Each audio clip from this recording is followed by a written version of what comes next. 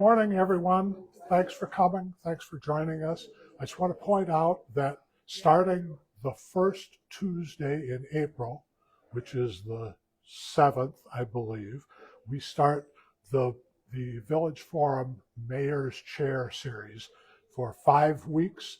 We will have each of the 5 mayoral candidates here for an hour, sitting here with Jack Marsh, and we'll do deep dives. If you really want to understand city politics and what's going to happen in our city, I would encourage you to be here. It is way more important than who's in Washington, D.C. Okay? The 6th of those 5 weeks, the 12th of May, we will have the 3 candidates for city council who are in the Southeast District, which is where we are. So we'll get a chance to see all 3 of them. I thought maybe doing 3 of those more would get, it's already pretty long. So anyway, please join us, and please, this series is getting a lot of buzz because we're really, really fortunate to get Jack Marsh to agree to come and do these. He is the premier interviewer in the state of South Dakota, and it's a huge get for us, and I'd really like to have the room full. There's lots of people, I think, who will be coming in to see it, so please come and support the series. It's important to the community. It's important to our marketing group to bring people in. So this morning, it's my pleasure to introduce Tom Strickland. Tom is the Sustainability Coordinator with the City of Sioux Falls Public Works Environmental Team. So a couple of years ago, you may remember, we had Tom's boss, Mark Cotter, here. And Mark very proudly announced that his team was #1 in #2. That's a line you don't forget. So, Tom works in the same world, but on the sustainability side, helping the city think long-term about recycling and landfill and how we manage our waste in the future. He also chairs the Solid Waste Planning Board. So please help me welcome Tom Strickland. Okay. All right, thank you for having me today to talk to you. I've been working in government for 25 years. I have yet to figure out any political policies or anything, so it's above me. I try to stay away from political issues at work as much as possible, so I stick with really easy stuff. Today I'm going to babble on for about 10 or 15 minutes here, if you can stand it. And then we're going to get into answering all types of questions you have on materials and everything. If you can put up with me. Everybody hear me okay? Okay, I'm all up here. All right. So I think it's also important when we look at garbage, recycling, all that material out there, that kind of how we got where we are today. We kind of have to look back. We kind of have to look a little bit at the history of garbage. Okay. So, not a big deal, but let's take a look at it. Okay, so a long time ago, with the cave paintings, they were here, so they had to deal with stuff way long ago. And then, of course, there were the green garbage dumpsters of ancient Egypt, and so forth. But on a serious note, actually, the first recorded incident was in Greece at about 500 BC, where they basically, people started to become municipalities, people getting together, and they were like, yeah, this is kind of gross stuff. If you're going to dump it, could you at least go out of town and dump it? So that was kind of the first instance of somebody taking a policy of, okay, this is too much. We need to put it somewhere else. So that was the first policy there. Certainly garbage has evolved a little bit, sort of in 1934, which isn't that long ago. They were announced that you couldn't just throw garbage in the ocean anymore, or a lake, or just wherever you wanted to. So, people started taking a little more interest in what the garbage was, because, you throw it out to sea, pretty good chance it's going to come back. And that wasn't a good idea. So you can see some of the older techniques they're using there. They would the horse there, and then these men who would handle it by these baskets you'd put your garbage in and so forth, and bring it out. So good luck seeing 4 guys on the back of a truck today. It's only one guy. It's only one person now. But that's the way it goes. And sort of in the 1950s, they started bringing along the age of disposables, which is interesting. I find this photo interesting. She's actually doing the right thing. She's taking bottles and cans and stuff and recycling them, but we're making her look like the one who's having a hard time, but the lady who's just throwing away the cans, she's now the positive image here back, hey, don't deal with that, just throw it out. You don't have to save that stuff. And then the Life magazine there, they're celebrating, hey, we don't have to worry about any of this stuff. We're going to buy it, throw it away. We're going to buy it, throw it away. No problem, out of sight, out of mind. So it's interesting when you look back at something now, how it kind of reverses. And sort of that was the rise of the modern landfill, sort of developed from that. We had all this garbage, we had to put it somewhere. I would say landfills are managed pretty sophisticated today. You're probably not going to see that big of a mess, but certainly this isn't that old of a photo. And I could say that could be any landfill today, but they are managed very well. This is just how one garbage truck dumps. But they had to start dealing with all this garbage and material that's out there and collecting it. Then in the 1970s, there's sort of a rise of some acknowledgement that we're, harming our environment with a lot of this stuff, a lot of hazardous chemicals going out, a lot of this material. People ask me sometimes, it sort of faded off a little bit. We used to have a lot of campaigns about save the earth, and we certainly do that. It's a good message. I will tell you the earth will be fine. It'll be here in 10 billion years. We need the earth a lot more than the earth needs us, okay? So we need the environment a lot more. The earth has survived a lot of things, and it's on a long scale. Time-wise, but we need to save ourselves more than we need to save the earth. Okay, so the big question is, why do we even bother recycling? Now, what does it mean to us? Really, isn't it? Most people say, well, this is easier just for it all to go in a hole in the ground. We don't have to worry about it. We don't have to think about it. It's gone. Well, there's a couple reasons for that. I used to start this presentation with all the environmental reasons. But over time, it evolves that now we have to talk about some other aspects of why we recycle. And one of the primary reasons is the economy. Recycling creates jobs. There's people who sort the material, there's people who process the materials, people who collect the materials. On average, it doesn't take much for one person in a truck to grab all the waste and throw it in a hole in the ground.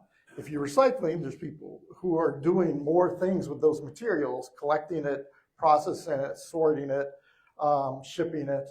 And so there's a lot more jobs created through recycling. But we're not doing it just to create jobs. It also keeps, it keeps costs down. We're supporting our domestic market. We need paper. We need paper. We need these materials. We need metal to make metal cans.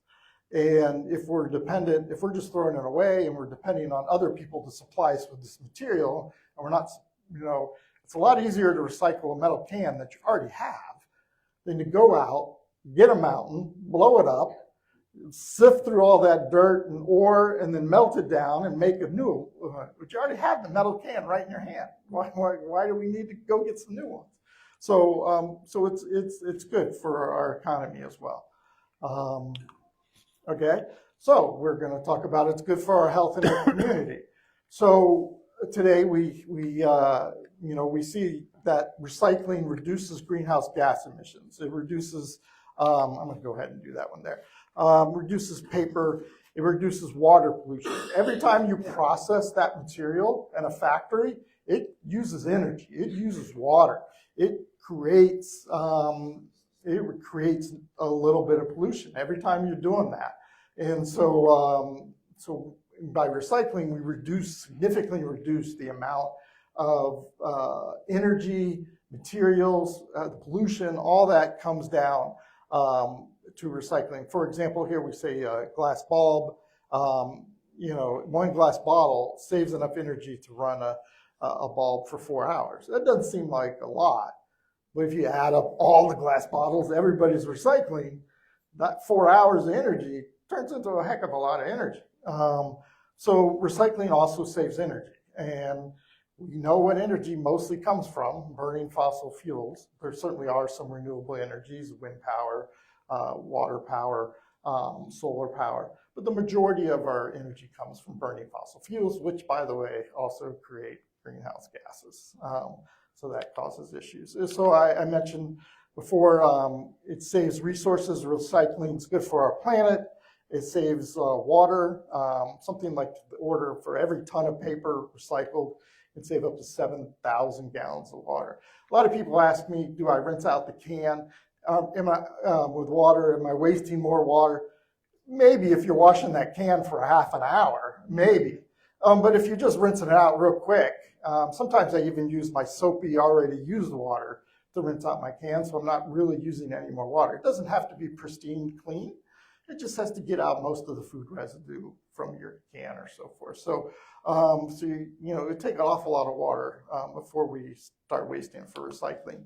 And again, I'm going to come back to greenhouse gas emissions. Recycling aluminum, for example, saves enough, nearly 27,000 miles that a car would drive. So, that's 1 ton of aluminum. How much does 1 ton of aluminum weigh? 1 ton. That's a joke. 1 ton of aluminum weighs 1 ton. Okay, all right, there we go. All right. But you can fit a lot of aluminum cans into 1 ton.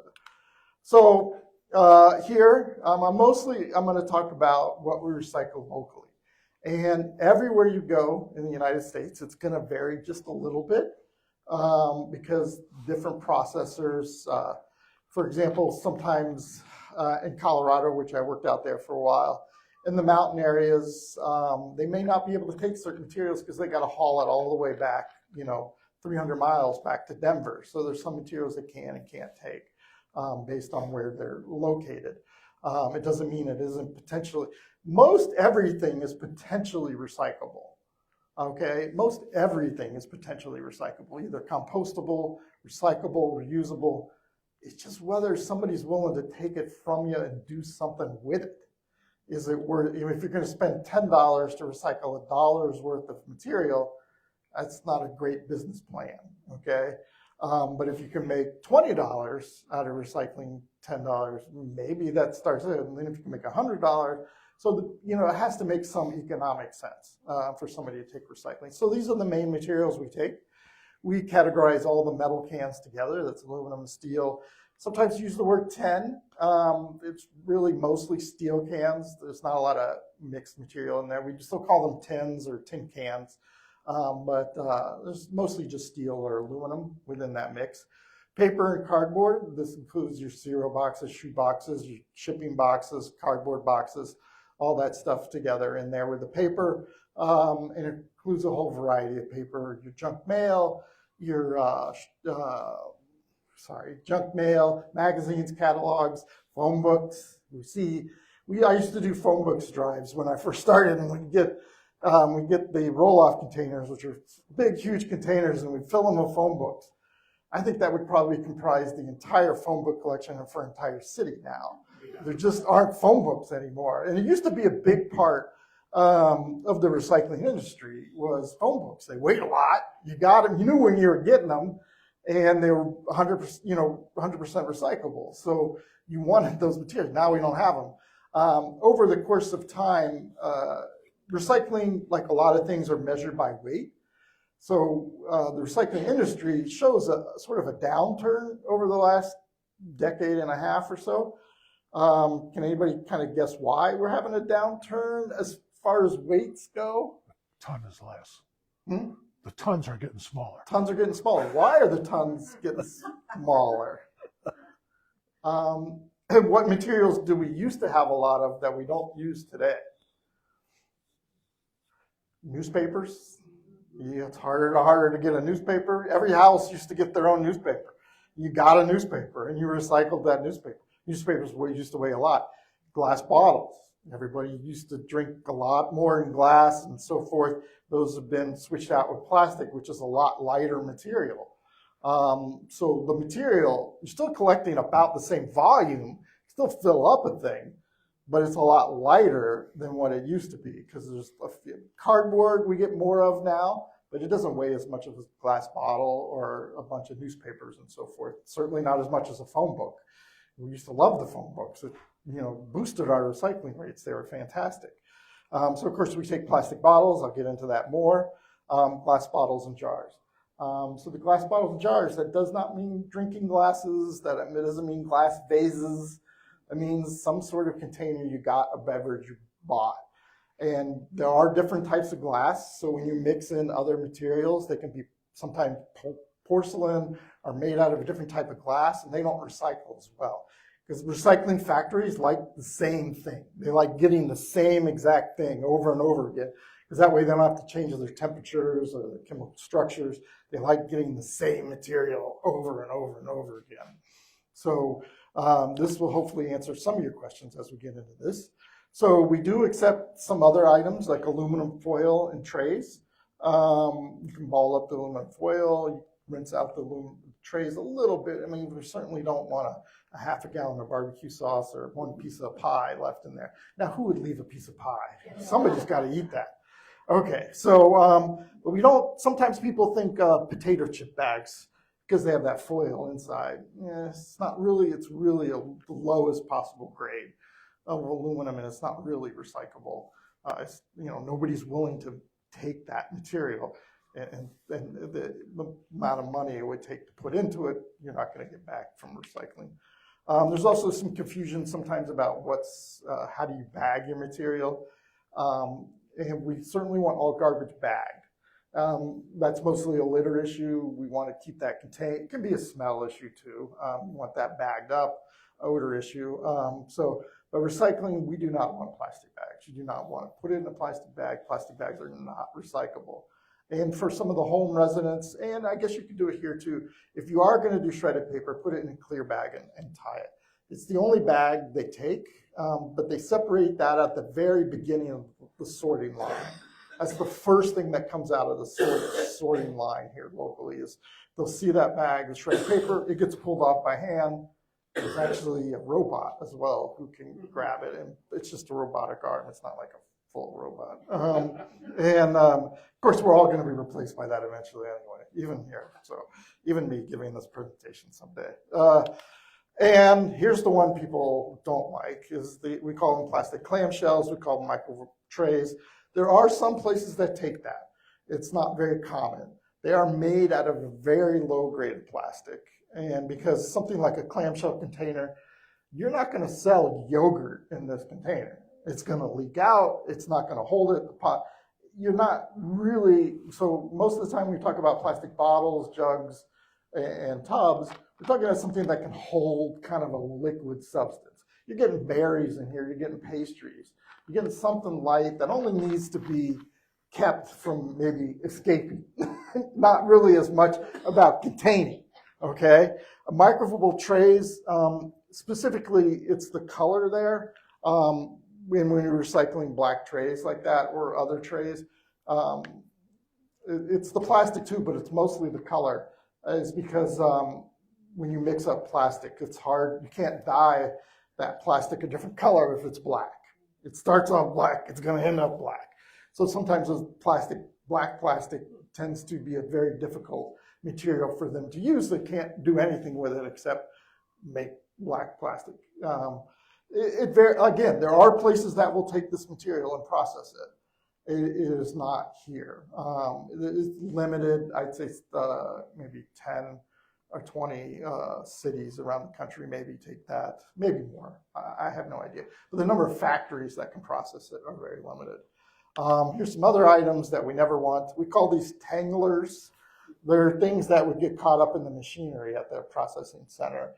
Certainly not a hose or a coat hanger, not plastic bags or plastic wrap. So the bottles are recyclable inside that plastic wrap, but not the plastic wrap. We get a lot of people who recycle boxes and they leave the plastic wrap kind of around the box. And I'm like, ugh. Sure, the cardboard inside is, but not the plastic wrap.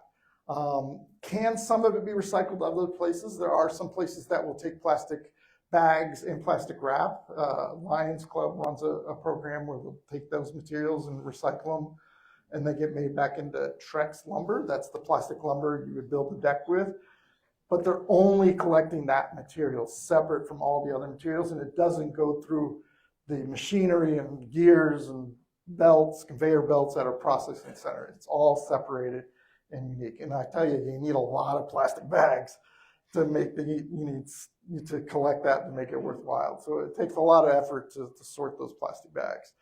I mentioned earlier how clean does it need to be. Certainly it's nice. I worked in Florida. My home state's Florida was my home state. And we like for those plastics to be rinsed out a little bit because it starts to get smelly really quick. It attracts bugs, like a little thing of Gatorade, that little bit of sugar in it, it's going to really attract some insects in there. We have some bugs that will tree a hound dog in Florida. So you want to make sure you clean it out a little bit before you set out your recycling. So, but bigger mayonnaise, peanut butter jars, you want to scoop as much of that out, scrape it out, get it down to the bottom. It doesn't have to be perfect. I say this one needs a little more scraping and it might be okay in there to recycle. Or wipe it out, whatever it takes there. So we do want some, and it's only a few products that's going to stick in there with. People are always, I would say they're either surprised or not surprised when I mentioned that the recycling symbols on the materials are somewhat meaningless as far as its recyclability goes. In the 1970s, the plastic industry decided to start putting the triangles with the identifying what general type of plastic it's made out of. There are hundreds of different varieties within those 7 grades. And it doesn't mean it's recyclable. It just tells you what that material is generally made out of. The recycling industry has been trying for years to get them not to use a triangle because it looks like the recycling loop.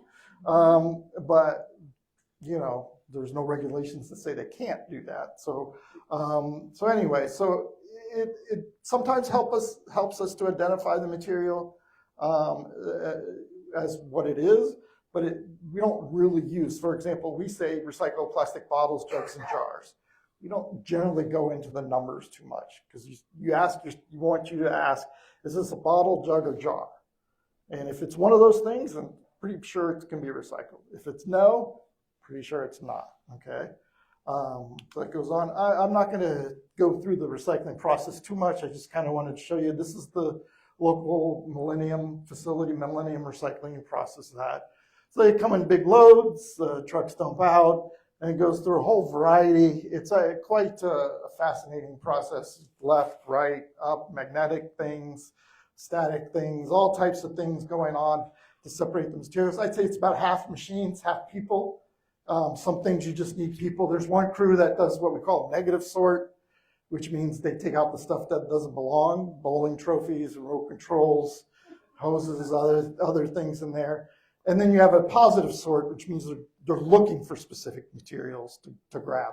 Oh, this is a metal can, I'm going to grab that. Oh, this is this type of plastic, I'm going to grab that. Okay, so they do 2 different types of sorts there. Then they squeeze it all up into bales, and then they get it. So that gets it ready to get shipped, and they get shipped by rail or by truck to facilities. Generally, it tends to be the closest processing facility to you because that's going to save you the most shipping cost. There's a market availability, like the price of cardboard, usually up into the $100 per ton.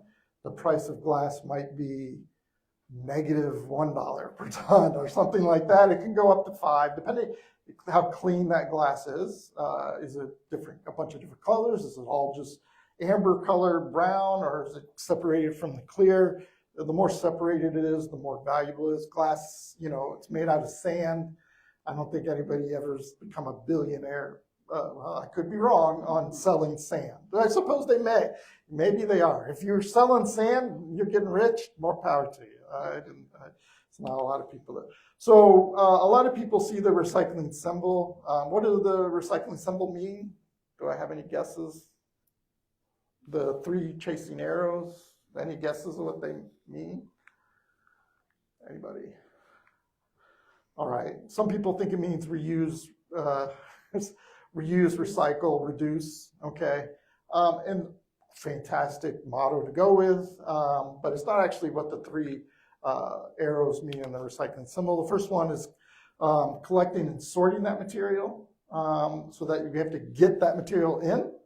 Then the second part is processing that material into new material. That's making recycled paper into new products like tissue paper, or recycling a cardboard box into a new cardboard box.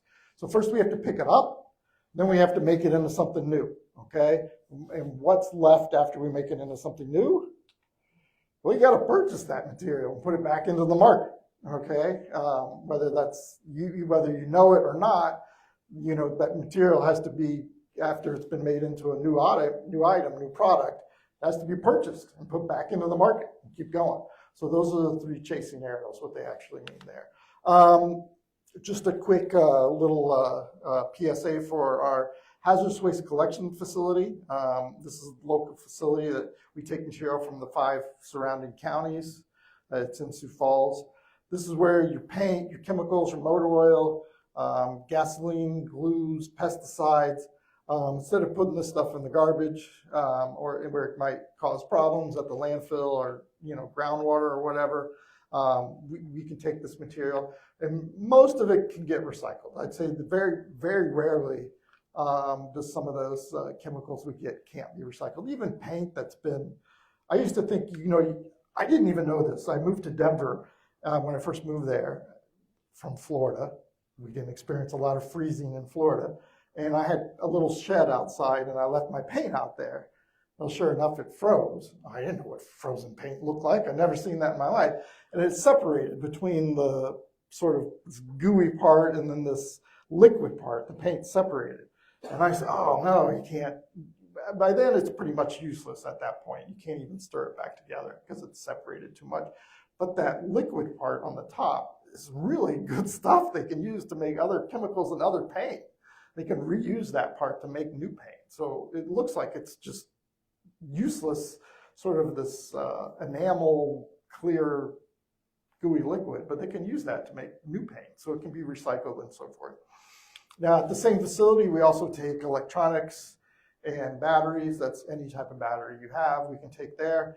Again, this is, there's components within computers and everything, metal and other pieces. It's a lot of plastic still, the shell of the container. Once we get outside the shell, then you can recycle that material. A lot of the components within those can be recycled. It does have to be disassembled, takes a little time and energy to do that, but generally, you know, you can make money on that. And of course, batteries contain a lot of elements within them that can be recycled again as well. So I'm going into a point where I can take questions. I would encourage you, if you ever want to learn more beyond today, we have our website.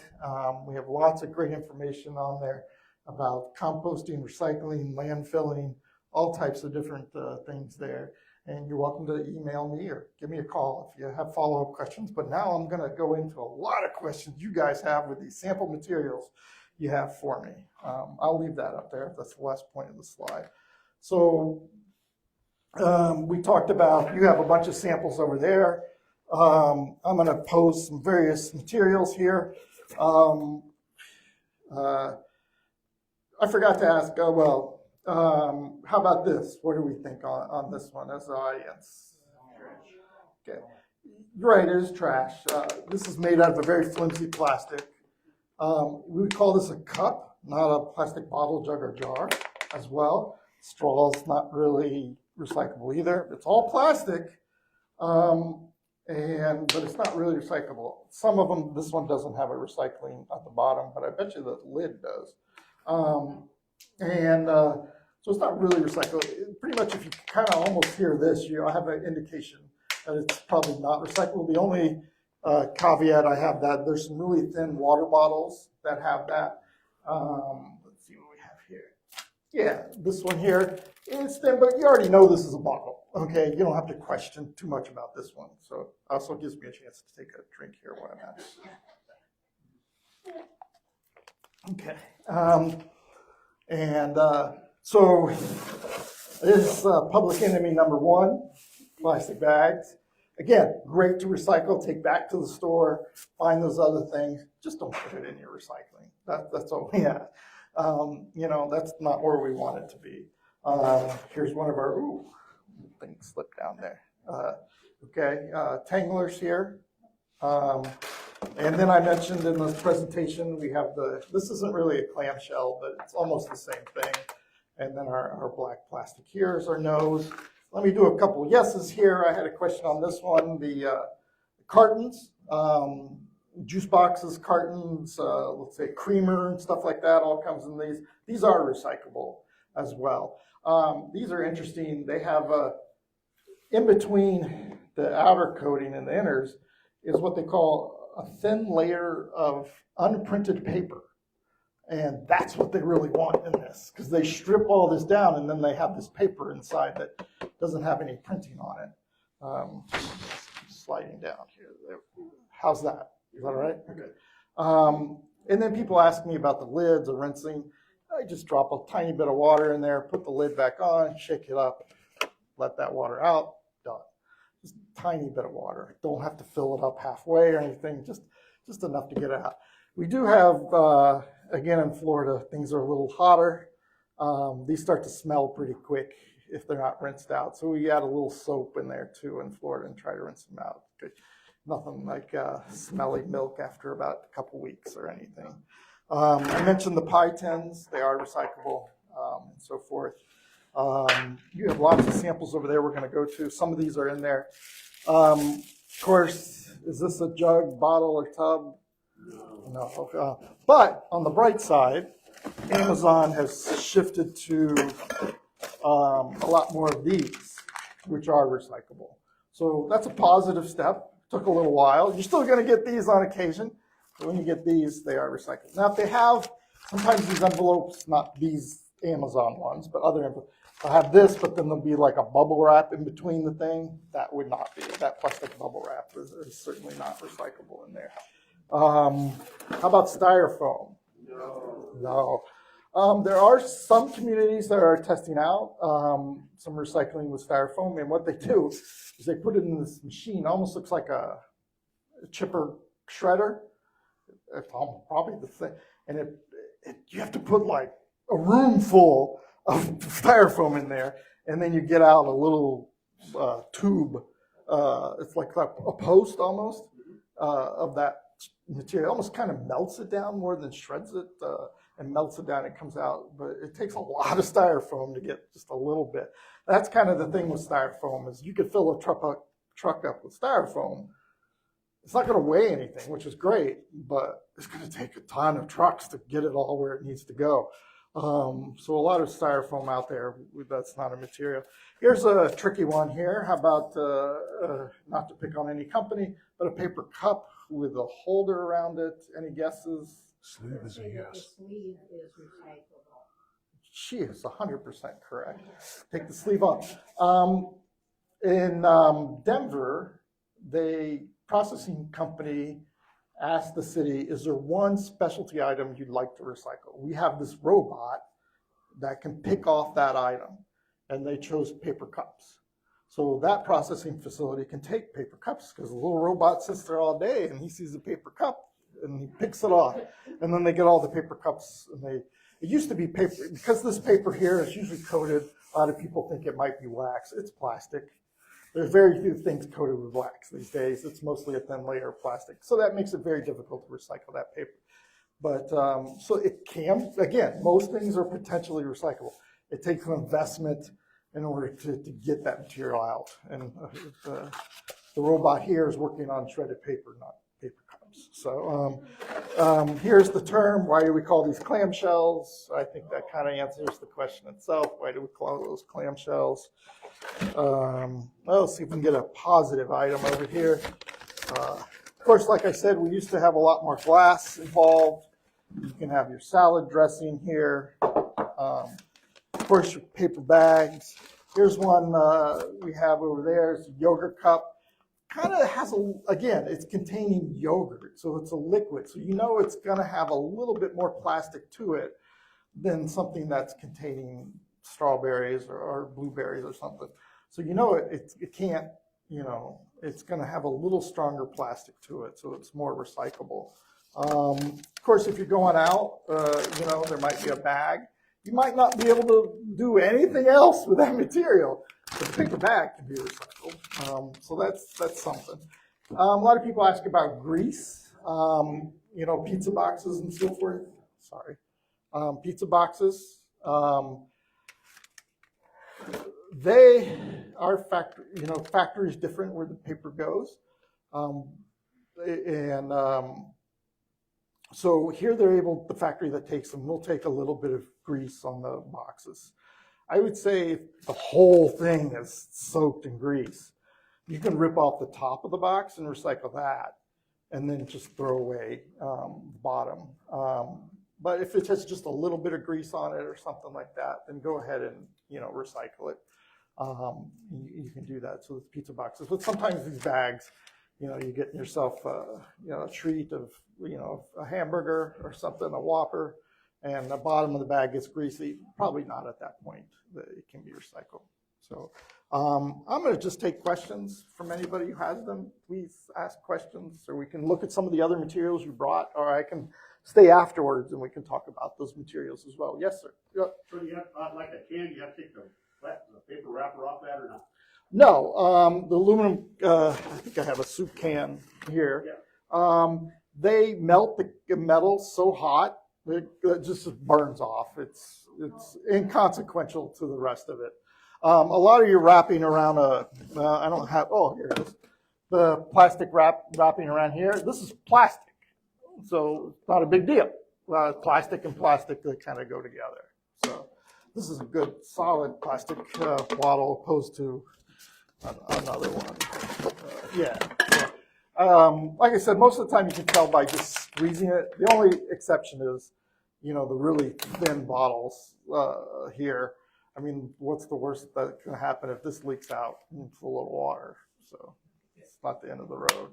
And they usually pack them up into 24 packs, so they all kind of stay together a little bit. You wouldn't want to have this just individually shipped, because it's not going to make it. That's one of the reasons that you see a lot of change in the plastic. A lot of people, it's basically, a lot of it has to do with shipping. Plastic, you can form it and you can pack them in really tight and they're not going to break. You got a bunch of glass bottles, they're going to be different shapes. You lose some space within that because you got to keep them from breaking. So you can pack in a lot more with plastic and it's lighter and you can glass bottles. I think glass bottles is always going to have a place somewhere along the line. Because a lot of our entertainment beverages are made, I'll call them that, are made out of glass, and it feels better than necessarily drinking out of a plastic bottle or aluminum can. A beer, nice cold beer at the end of the day, maybe tastes a little better out of a glass bottle than an aluminum can. Maybe. Yes, sir. Tom, I was wondering, like with spray bottles or window cleaners, they have the spray on the top that are quite heavy. You want those taken out? I would say in those cases, you want to take the pump or the spray off and throw that away, but recycle the bottle. I'd say in most cases. Aerosol cans, hairspray, or deodorant spray, if that's a steel can in some of those, you just want to take the plastic top off. The rest of it can be recycled. You don't have to worry about the little nub, spray nub, or anything like that. You had a question. I get it. Yes, I was wondering, so you mean all the coffee shops that have drinks and smoothies and all that, those are all not recyclable? Correct. Even the tops? Even the tops. Okay. It's just, that's what we call a cup, and that's not going to be, I'm not saying it's not potentially recyclable, but there isn't any processing facility that really wants that material or overly eager to get it because it's made out of basically the thinnest, lowest grade of plastic there is. And also, what about wrapping paper? Is that still not recyclable? Oh, we love wrapping paper, except for wrapping paper that's overly glittery. I don't know what another term. If it has a lot of glitter on it, you know, a design pattern or glitter, you get a card and, you know, Merry Christmas with the trees all glittery. Not then, but if it's mostly just even printed wrapping paper, just the glitter is a problem for the most part. Same with, I get greeting cards. I love them. I read them. Oh, thanks for thinking about me. And then I'll, you know, recycle it. If it has a, you know, a little glitter on the front, I'll rip it in half and recycle the back half of it, you know. So people love coming to my house because they can't throw anything away. I'm all on top of them. Yes.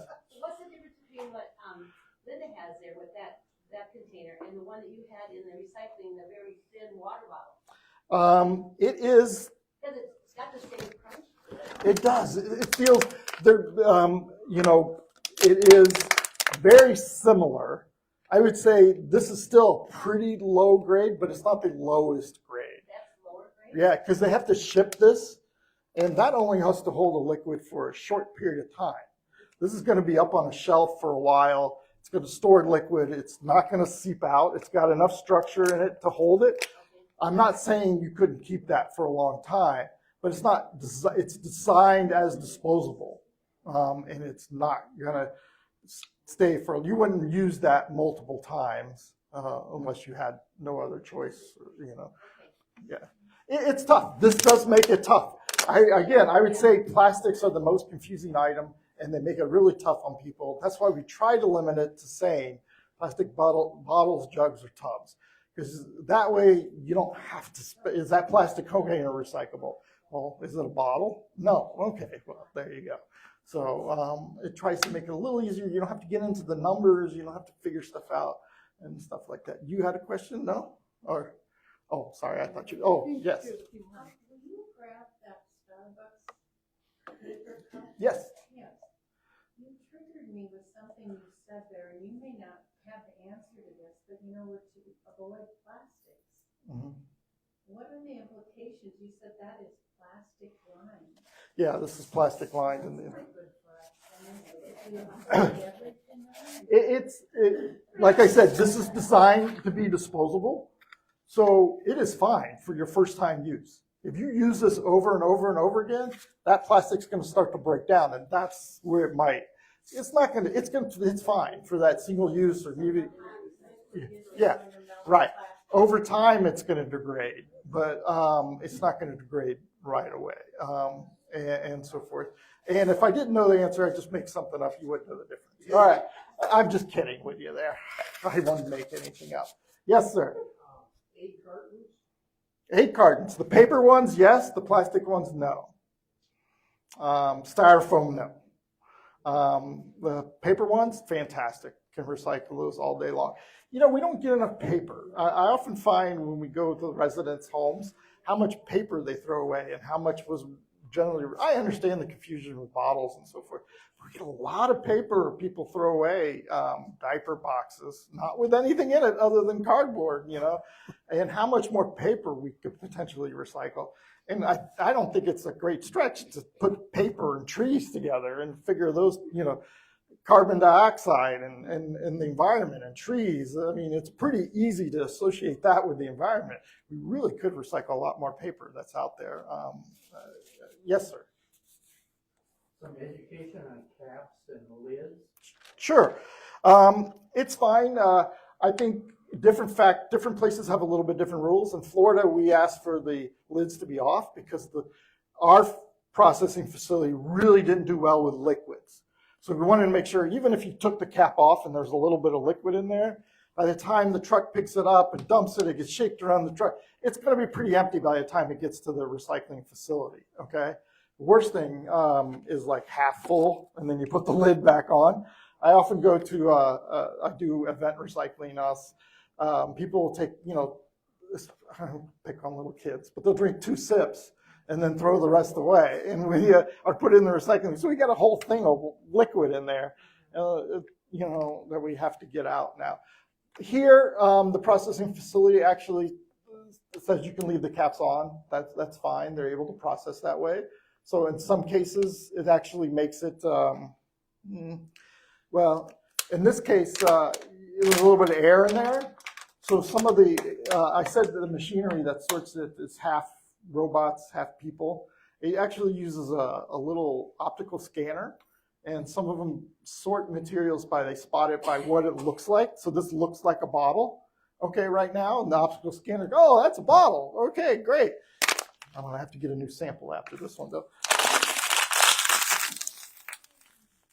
That looks a little less like a bottle. So the optical scanner wouldn't see that as well. You know, so if the lid's on, sometimes it has that shape of the material stays, and the optical scanners, you know, what it does is they go through there at, I don't know, 100 miles an hour. I don't know what the speed is. And the little optical scanner goes, that's a bottle. And it shoots a little puff of air and goes, poof, and it shoots it off to the right place. Now, there's some that do the other way around. They're like, that's not supposed to be in here. And it shoots a little puff of air, goes, get out of here. And it shoots them off like that. It depends on how the optical scanners, what it's designed to do. And they all go through really fast, and you just see all these little things going. There's no people around because they don't want them to get hit by this stuff. Are scanners made of metal or plastic? The optical scanners? These things, yeah. They're usually metal. They may have some plastic components in there. It's a lot of electronics in there, and the little puff of air that shoots them out there. Where do we send things?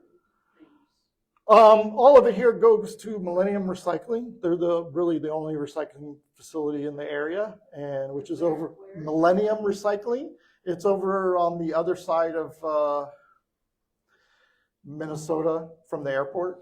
It's over on the other side of that's just general industrial area over there. So it's Millennium Recycling is where they're the local company. You and then you and then you. Okay, all right. I have a question about the Sure. overall economics. Sure. So there was a deep dive published a couple of years ago by The Economist that supposedly looked at all of the material that went into supposedly all of the recycle bins in the country. Obviously on a sampling basis, Right. trying to determine how much of that stuff actually ended up being recycled and how much of it ended up in landfills. And they broke it down into two things. Number one is how much stuff got pulled out because it was in the wrong place. And then, more importantly to me, is how much stuff was put in and is properly recyclable, but since there's no market, it's not economically feasible to recycle it, so it goes into the landfill. You're looking at how much money we spend overall trying to do what we're doing here and what it really saves us in a macro sense. Can you talk about that at all? Sure. I'll sort of back up a little bit on that question as far as the answer. A lot of things we do can benefit us directly. If I'm trying to think of an example. I put it in comparison to here. Everybody knows you should probably wear suntan lotion, right? Sometimes you forget, sometimes you remember you wear suntan lotion, okay? To keep from getting burned at the beach, and so forth. So we get a direct benefit from using suntan lotion is we didn't get burned, okay? It was okay, I didn't get burned, direct benefit. A lot of the benefits for recycling, you don't get. You might make a little bit less garbage and they might charge you more. You might get a smaller garbage can and get charged a little bit less. So you might save some money there. But at some point, you're recycling, you stuck with the same size garbage for a long time. You're recycling there. So you don't get a lot of the benefits directly back to you that have to do with recycling. However, you might use less energy, so you don't have to pay as much for energy. You might have less pollution, so you can breathe a little bit better. You might have cleaner water because we're not polluting it, so your vacation time might be better and your drinking water might be better. And maybe they didn't have to build a new landfill right next to your home because they had so much garbage that they needed to build it there. So recycling is a little different than basically anything that's out there because very rarely do you get the exact benefit directly back to you as an individual. We get it back as a community. We get it back as a society. We don't necessarily always get it back directly. So to the point of the materials, is it economically sound? Yes, because the mills for paper, for example, they can't get enough recycled paper. They want all they can get, because if they don't get it there, they have to go get it from new trees, or they have to get it overseas, or get that paper from somewhere else, okay?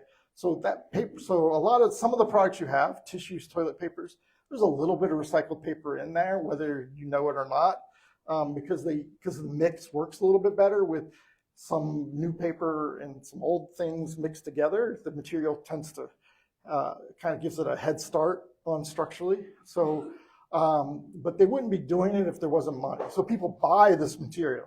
They set a price for it. Now the price can go down, the price can go up, depending on how much of that commodity they need. For example, surprisingly enough, regardless of the reason, gas prices are going up, okay? And you would think, oh, that's a bad thing, okay? And for the most part, probably is, okay? But what is plastic made out of? Recycled plastic. It's a petroleum-based product. So now all of a sudden, if I'm making a plastic bottle and it costs me a certain, I don't know, it costs me to make this out of new oil or new plastic, okay? Now that price is doubled, maybe. So now I can get that same material from recycled plastic, and I can make it out of that, and I pay a little bit less for it, or I can mix it in and sort of offset some of that cost and so forth. And so now plastic has more of a greater value. The market value of plastic goes up as gas prices go up. But here's the catch on that. So does the cost of gas, which means picking up the plastic from your home in the garbage truck now costs more too. So win some, you lose some, kind of there. It depends on where that money's coming from and all that. I'm okay with it, but in the sense that I'd always like to see the plastic go up, but also I don't like putting more dollars into my car, but still. It's a trade-off. We were like, great, plastic in Denver, big city, the prices went way up right before we were about to order about 30,000 carts made out of plastic. And they were recycled plastic as well, so the price on the carts went up too, so we had to spend a little more money on the garbage carts and recycling carts. But it varies from time to time. So I would say they wouldn't do it if it didn't make economic sense. Whether that sometimes the profit margin might vary on some of these products sometimes, but there wouldn't be a recycling industry if it didn't make economic sense. You also hear sometimes the statistic, and they use it a lot, and I understand their purpose for using it. They'll say 90% of all plastics don't get recycled, okay? They're not talking about the plastics that we accept and put in our bins. I'd say most of that, the good stuff we put in the recycling gets recycled, okay? They're talking about there's so many plastics out there that only about 10% we can actually handle and recycle and do.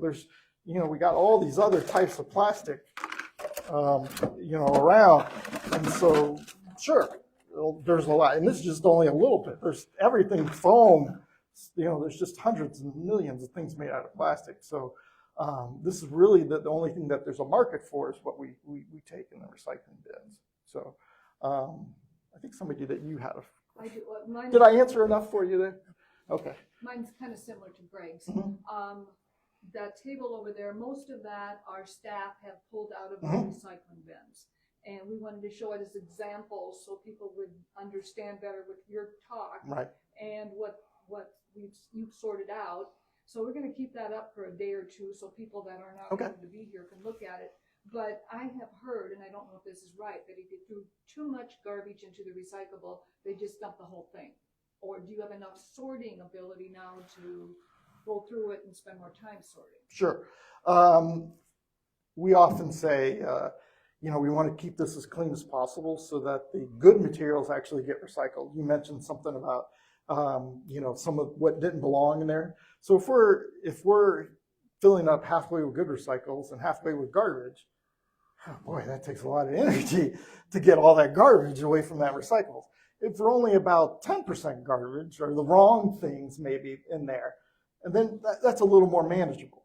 There are different cities that have different recycling. We call it contamination rate, which means it includes both material that didn't belong in there or maybe wasn't correct recycling. Different materials, we call it residue as well. For example, some things might be made out of the right type of plastic, but they might shredded paper. It's really difficult for some factories to deal with shredded. The paper itself is perfectly recyclable. But by the time, if it's loose shredded paper, it's really hard for the machinery to keep up with that. So some of it kind of gets spread around. It might end up on the floor. It's hard to gather all that together. So it was good material. It's just little pieces of paper are hard to catch. Common same thing kind of happens sometimes with glass bottles and jars. They're broken and so forth. So the glass is sometimes a little harder to manage than a whole bottle all put together. Once this accidentally gets smashed up, it makes it a little harder to process. Instead of doing one piece, now you got 50 pieces, and so forth. So I forgot your question. Oh, is there a point where there'd be too much? Oh, yes, contaminated. So if it ends up at the recycling center, they're going to process it, whether it's full of garbage or not full of garbage. It's going to cost them a little bit more to do, and they may charge that load more. They're going to get a processing fee if it's over 40% garbage or non-recyclables. They're going to get a fee for that on top of what, the other materials. So they're going to get charged extra for that garbage. So the customer, whoever brought it. So we want recycling to be as economically viable as possible. And if it fills up with garbage, then it starts to make it much harder to process. And then all those profit margins start to go down. And then the factories are like, we're not making any money on this because we're having to take up too much garbage. In the red hoodie, you got Chris. I'm not sure if you can answer this or not, but so many things are made out of plastics, and then plastics got a kind of a bad reputation with people, using plastic bottles. Some of that micro fibers come into the human body and come into the environment, which is not really healthy. In the industry of plastics, might they resort to something besides plastics, like or yeah, I think we always talk about plastics sometimes in a negative way. Plastics are fantastic because they can make lots of things and do fantastic things and products and put a seal on it, and you can come back 10 years later and still eat that Twinkie or whatever was wrapped in that plastic or whatever. Okay, so plastic have been fantastic for our health. Okay, and so forth, and other things saved in shipping costs and a lot of things. So plastic gets a bad rap, and I understand that. But yeah, I think the statistic is something like anywhere from 2 to 5% of our body weight is microplastics at this point. Who knows? Once it gets in your body, it stays in your body. Especially when you're talking about the food chain. If like a piece, one little tiny bit in a fish has microplastics, and you eat fish every Friday, well, guess what? You now have all that microplastic that fish had, or all the fish you ate over time. So there is an issue with microplastics and stuff, and you'll often sometimes see, I think I mentioned in the display, we don't want to dump it in the ocean anymore. Well, that's the United States. I can't say the same for every country around the world, okay? So some of that material might end up in the ocean and then ends up in other places. I would say certainly our goal here is to make sure it goes in the right place. Bag that garbage up, even if it's plastic that's not recyclable. It's going to end up in the landfill. It's going to be buried in the ground. Fine. It's stable. It's there. It's not causing anybody any problems. Recycling is going to get processed. It's going to be made in new materials. So we want to make sure it goes to the right place. That's why I mentioned also the hazardous waste. You could put it in your garbage, some of that, but is that the best place for it? No, the best place is it can get reused and made it, and those chemicals can be pre-processed again instead of going into the landfill. Different here, I think we get some of our water from groundwater, but Florida groundwater is a really big deal. And so siting a new landfill in Florida is nearly impossible because you have, the concern about what comes out of the landfill might end up in the groundwater. We have lots of water fights in Florida. Yes? What about prescription bottles? Prescription bottles, we had some samples over there. Certainly you can recycle those. They are recyclable. You can put them in the recycling bin. You might want to rip off at least your name off of it, just so, unless you like everybody knowing what medications you take. You may not care. You can leave it on. Who cares? But, if it has something like your medical record number on it or something, you certainly want to probably remove that or something. Yes. So anything, like wood, you would think that just because, paper is recyclable and it comes from wood, I've seen a lot of things, like wood, like popsicle sticks. I mean, I would kind of think if they were, that they would be. So anything like wood related or, napkins, paper napkins, paper towels. I would say there are two different categories there. Let's say wood, the paper industry I mentioned earlier, people like what, but keep getting the same thing, okay? So they want that paper to be consistent, the same type of paper, the same consistency of paper. They want that type of thing. Once you throw something else in it that isn't like the others, like scrap wood or chopsticks, for example, in there, or popsicle sticks, that's not anymore. That's not the same. So there really isn't a huge market for that. I would say in some cases, those could be compostable. If you have a composting system, an industrial compost, that wood's going to break up over time and can be composted. I don't really recall much of a recycling market for that type of wood in there.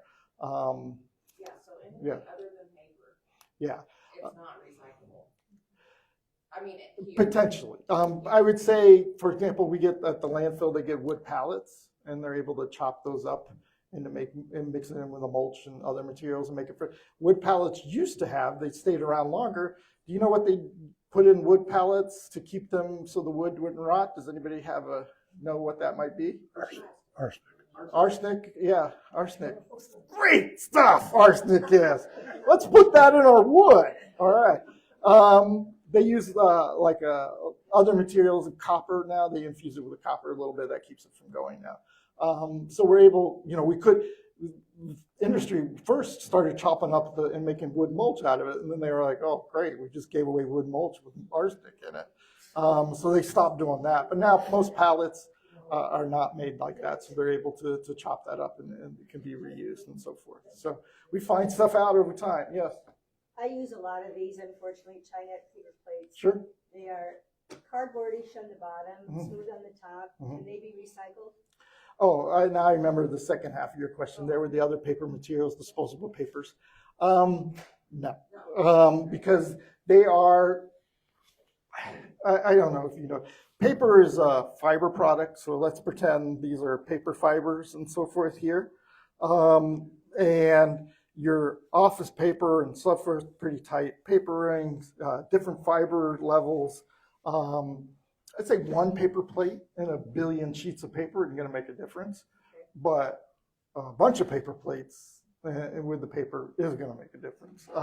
So fiber, really, when they recycle the paper, something like I don't know the current stat, a newspaper can be recycled 6 or 7 times before those fibers begin to break down and they can't lock in anymore. So it's not 100%. It can only last for so long. Whereas an aluminum can, you can melt that down, use it a million times. It takes only like about 6 weeks for an aluminum can from you to be recycling it to be back on the shelf as aluminum can or a car part or something else. That aluminum can go anywhere. So that other lighter grade plastic is a category we would almost call food contaminated. So we don't want that paper, but it's also made out of a lighter paper. For example, you mentioned wrapping paper earlier. Good to recycle. Tissue paper, that lighter color paper, no. It's made out of it's not able to really recycle that. It's really fun. I went to a paper mill one time and they just this giant bowl that looks like oatmeal and they process it and twirl it around. So they want to make a good product at the end. And when you start mixing in other materials into that, that's going to hurt them in making that final product, the paper mill. So there's only paper mills set up to make paper. There isn't a paper mill set up to scrap wood and make from scrap wood. They just don't exist. Okay, and also Tupperware. I see people throwing in their old Tupperware. It's not recyclable, right? Correct. It is not a bottle, tub, or jug. The industry, again, likes what they get consistently. They want plastic bottles. Boom. We know what that plastic is made out of. Plastic tubs are made of a slightly different type of plastic. That means they'd have to alter their chemistry, their temperatures, the process, all that stuff in there. They have to change just a little bit. They like what they consistently get the same thing, and they like the process. There just aren't the factories that can take, there isn't a factory where that paper goes and this paper goes. You're lucky if you get one or two paper mills. Interesting thing, I get old fast here. Several years ago, there was what they called the Green Wall of China. We used to ship all this plastic and everything, just ship it on loads of the plastic. They're going to separate it. They're going to do something with it. We don't care. And China said, hey, we got enough. Thanks. No more. But we've been doing that so long, all the mills that were taking that material in the United States, they were shipping it all to China. These mills are, I can't stay in business. I close. I'm gone. So those mills have become other things. So now it's going to take time, maybe another decade or 2 decades, before we're able to rebuild the domestic infrastructure to start taking this material again. So these paper mills and plastic recycling mills, they all went out of business. So now they need to come back into business. It's an interesting thing. It takes a little time. Some recycling is kind of a long-term issue. It doesn't end today. It doesn't end tomorrow. But every little bit we do helps the industry continue to grow. Yes, ma'am. Would you repeat what you said about aerosol cans? Yes, most aerosol cans are just steel cans, so they can be recycled. But they have that gizmo in it. It's fine. Like I said, they melt that steel up so much. It's not a big deal. They also have some machinery that takes that. How can I put it? Basically, it's a little machinery that just goes a billion times a second, and it takes all those things off of it, or maybe cuts the top off, and those things come off, and so forth. So there are some machinery they use to recycle that steel. So many things have dispensers. Right. What about that part of it? Yeah, that's fine. Just recycle the steel. That's so much steel in there, those steel aerosol cans. That's a lot of good metal. A little bit of plastic up there, they're set up to deal with that. Okay. How about like hand lotion jars, bottles? Some of those, if it's a tube, like a toothpaste tube or a hair gel tube, no, those aren't recycled. Those are plastic, and it's a different type of plastic. Again, if it's metal or glass, bottle, it's pretty much, it's most. Yeah. So many of those. Yeah, they're not going to be, unfortunately. So, okay. Yes, sir. You said aerosols are over here on hazardous waste. I've been sending aerosol cleaners or VCSF. That means if it still has something in it, if it's all empty, then it can just be recycled with your recycling. If it's empty, done, finished, I mean, there would be nothing for the hazardous waste center to deal with. There'd be no hazardous waste left in it. You used it all. Sorry, I'm trying to get this right here. If it's half full of paint, yes, take it to the hazardous waste center. If you used it all up and it's empty, then you can recycle it. Yeah. They do recycle a lot of the spray. A lot of what they get in is empty spray paint cans, and we recycle them there at the hazardous waste center. We don't do anything with it. Sorry, one more question. Okay. Can we flatten milk jugs and soda 2-liter bottles? You can. You don't have to. You don't have to, but you can. The reason why I ask is because they're big. Mm-hmm. They take up a lot Yeah. of space, but they are easy to flatten. Mm-hmm. And our recycle bins get really full, Mm-hmm. and so sometimes we just have to throw the recyclables in the trash because we don't have the room. It's killing it. So sometimes I go through a lot of the milk jugs and Mm-hmm. squish them so that they don't take up so much room. Well, what you can do is combine your aerobics class with smashing the milk jugs. There you go. All right. Solution. 2 birds, 1 stone. Right there. So we should squish them so that they don't take To save room, if you need the room, squish them. Yes. All right. Still get recycled. Right. If you need the room, squish them. They'll get it recycled. Either way. So we'll have our members start doing that so the staff don't have to do the squishing. Yes, sir. You talked about aluminum, tin, and steel. Are there any unacceptable metals for recycling? Well, we don't put scrap metal in here. That would be a pot, a pan, a light fixture. We do get a lot of that scrap metal in here. It's just not set up at the recycling processing facility. you can recycle scrap metal. I have a little bucket at home. I use a bent a nail, which I tend to do a lot, or mess something up or cut it wrong. I just put that scrap metal in the little bucket. Once a year, I go and recycle the metal, recycling scrap metal place. I don't care if they give me money for it or not. They don't, because it's such a small amount. But I just put, if I end up with a metal spring that's broken, I'll put it in there and just save all that scrap metal and take it out. But they're not set up to deal with scrap metal. It's really hard to process. Again, a lot of it is a metal can tends to have the same shape. You start dealing with several different types of pans and so forth, they're not going to have the same shape and design. You said one more question. That's another one. Yes, All right. did remember. Okay. What about say plastic hangers or plastic, say a kid's toy made out of plastic? Anything like that? Is that a bottle, jug? Right. Yes, no. Now, certainly you can reuse it, but once that, coat hangers snap or they give you, at that point, if there's no reuse purpose for it, certainly there's opportunities to donate some stuff. Toys, if they're still usable or in good condition, you ended up with, you decided to change from all white coat hangers to all purple coat hangers. You could take those and take them to Goodwill or another place like that. Certainly opportunities to reuse a lot of stuff. I also visited a Goodwill facility in Colorado, and they had an interesting system. It's a processor that basically brings them in a conveyor belt that goes in a circle, and they're going large, medium, small, large, medium, small, large, medium, small, men's clothes, women's clothes, women's clothes. And so they're just separating by sizes and stuff. And so they're sitting there as they kind of go on a conveyor. It was a very interesting process, very efficient for them. And then they take them all and then they divide up among the 12 local Goodwill places around the area. So they were also doing basically recycling separation, but reuse separation, I guess is what it was. Okay. All right, you get the last question, ma'am. Back to the clamshell containers, does that include things like rotisserie chicken container that's heavier plastic? Or is that considered clamshell plastic? It is not. Can I ask you, is that chicken liquid?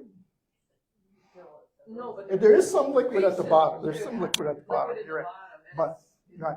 But it's also black plastic usually. And that black is yeah. out. Yeah, black is out. So even that I hate the black white plastic is out. No, it's made out of very low grade plastic. It's meant to be done real quick and sold. I mean, the only reason it's a nice clear plastic shell is so you can see that chicken and go, I want to buy that chicken. Yeah.